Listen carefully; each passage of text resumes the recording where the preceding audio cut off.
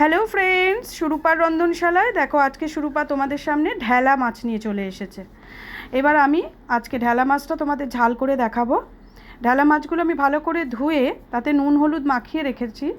এইবার সেগুলোকে তেল গরম করে একটা তাওয়াতে ভেজে নিচ্ছি। তবে সেটা কিন্তু খুব কড়া করে ভাজবো না, হালকা ভাজবো যাতে মাছটা খেতে ভালো লাগে। ইলিশ মাছের মতো স্বাদ তো, ইলিশ মাছ যেমন একদমই ভাজে না, এটা আমি একটু উল্টে পাল্টে নিই তেলেতে, তাই জন্য হালকা ভাজা হবে। দেখো গায়ের ওই জন্য ছালটা একটু উঠে উঠে যাবে, কেননা একটু ভাজাটা হলে তখন ছালটা কিন্তু আর ওঠে না। যাই হোক, তবু এটাকে কড়া ভাজা তো করা যাবে না, আমার ভালো লাগে না। যাদের ভালো লাগে তারা কিন্তু কড়া ভাজা করেই ঝাল করো, যেহেতু মাছগুলো ছোট, কড়া ভাজা করলে কিন্তু আর কিছু পাওয়াও যাবে না। যাই হোক, মাছটা উল্টে দিচ্ছি। আর একটা প্লেটে আমি কিছুটা মশলা রেডি করে রেখেছি, কাশ্মীরি লঙ্কার গুঁড়ো, হলুদ গুঁড়ো আর নুন। তোমরা এখানে দেখতে পাচ্ছ একটা প্লেটে কিছুটা মশলা রয়েছে, সেটা পরে আবার তোমাদের ভালো করে দেখিয়ে দেব। কিছুই সেরকম মশলা নেই এতে, কালো জিরে ফোড়ন আর এই লঙ্কা হলুদ নুন, আর কিন্তু কোনো মশলা নেই। যাই হোক, মাছগুলো মোটামুটি আমার ভাজা হয়ে এসেছে। এবার একটি পাত্রে আমি মাছগুলোকে তুলে নিচ্ছি। দেখো এই প্লেটটার মধ্যে মাছগুলোকে সব তুলে নেব। মাছগুলোর অবস্থা খুবই খারাপ, গায়ের ছাল চামড়া উঠে গেছে, হ্যাঁ, কিন্তু মাংসটা রয়েছে। একটু অল্প ভাজতে গেলে এরকম হয়। তা যাই হোক, তোমরা দেখেছো যখন আমি মাছটা ছেড়েছি বেশ তেলটা গরমই ছিল। যথারীতি কালো জিরে দিয়ে দিলাম, টকবক করে ফুটছে। তার মধ্যে দিয়ে দিলাম লঙ্কা হলুদ নুন, সামান্য জল দিয়ে কষতে শুরু করলাম। সব জিনিসই রসিয়ে কষিয়ে খাওয়া আমাদের অভ্যেস। দেখো ভালো করে কষা হচ্ছে, কখন বুঝবো? যখন কষানোটা হয়ে আসবে, তেল ছেড়ে দেবে।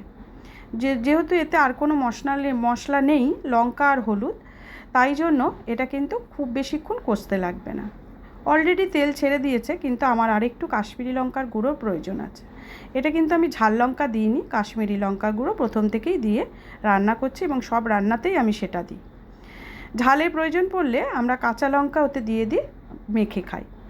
বাড়িতে বাচ্চা থাকলে আমাদের এইগুলো মেনটেন করে চলতে হয়।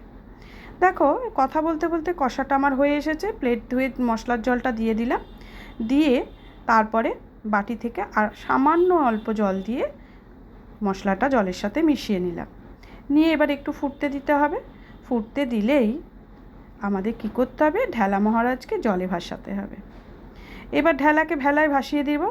একটু ফুটে উঠেছে, এবার ভাসিয়ে দেওয়ার পরে ঝোলটা একটু শুকনো হলেই থালায় নামিয়ে একটুখানি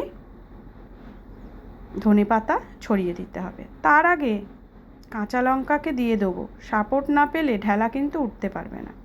তাই জন্য কাঁচা লঙ্কাই দোসর ওর সাথে দিয়ে ওকে সাপোর্ট দিতে হবে।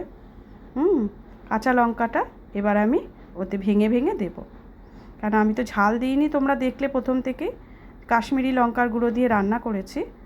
রঙটা যার জন্য সুন্দর হয়েছে, কিন্তু শুধু রং সুন্দর হলে হবে না, আমরা যেহেতু একটু ঝাল পছন্দ করি, বাচ্চার জন্য দিতে পারি না, সেহেতু কাঁচা লঙ্কা ফাটিয়ে দিয়ে দেবো।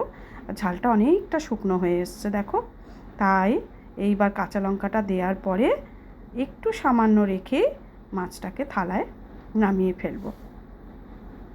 অবশেষে মাছের ঝালটা আমার হয়েই গেল।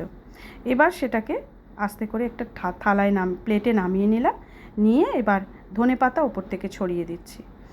দিয়ে কিছুক্ষণ রেখে দিলে ধনেপাতাটাও আস্তে আস্তে ওর বসে চলে আসবে, মানে নরম হয়ে যাবে। ওপর থেকে ছড়িয়ে দিলে দেখতে ভালো লাগবে, সেই জন্যই দেয়া।